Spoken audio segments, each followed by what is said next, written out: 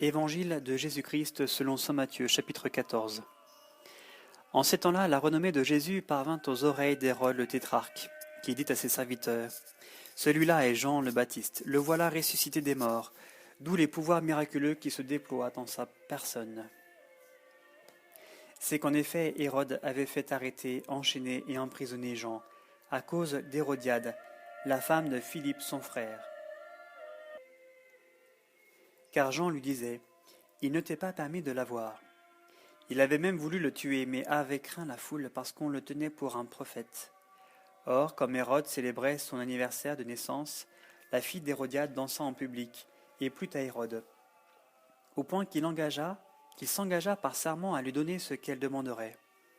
Endoctrinée par sa mère, elle lui dit : « Donne-moi ici sur un plat la tête de Jean le Baptiste. » Le roi fut contristé, mais à cause de ses serments et des convives, il commanda de la lui donner et envoya décapiter Jean dans la prison. Sa tête fut apportée sur un plat et donnée à la jeune fille, qui l'apporta à sa mère. Les disciples de Jean vinrent prendre le cadavre et l'enterrèrent, puis ils allèrent informer Jésus. L'ayant appris, Jésus se retira en barque dans un lieu désert à l'écart. Ce qu'apprenant, les foules partirent à sa suite, venant à pied des villes. En débarquant, il vit une foule nombreuse et il en eut pitié, et il guérit leurs infirmes. Le soir venu, les disciples s'approchèrent et lui dirent : « L'endroit est désert et l'heure est déjà passée. Renvoie donc les foules afin qu'elles aillent dans les villages s'acheter de la nourriture. » Mais Jésus leur dit : « Il n'est pas besoin qu'elles y aillent. Donnez-leur vous-même à manger. » Mais, lui disent-ils, nous n'avons ici que 5 pains et 2 poissons. Il dit : « Apportez-les-moi ici. » Et, ayant donné l'ordre de faire étendre les foules sur l'herbe, il prit les 5 pains et les 2 poissons, leva les yeux au ciel, bénit, puis rompant les pains, il les donna aux disciples, qui les donnèrent aux foules. Tous mangèrent et furent rassasiés, et l'on emporta le reste des morceaux, 12 pleins couffins. Or, ceux qui mangèrent étaient environ 5000 hommes, sans compter les femmes et les enfants. Et aussitôt il obligea les disciples à monter dans la barque et à le devancer sur l'autre rive, pendant qu'il renverrait les foules. Et quand il eut renvoyé les foules, il gravit la montagne à l'écart pour prier. Le soir venu, il était là seul.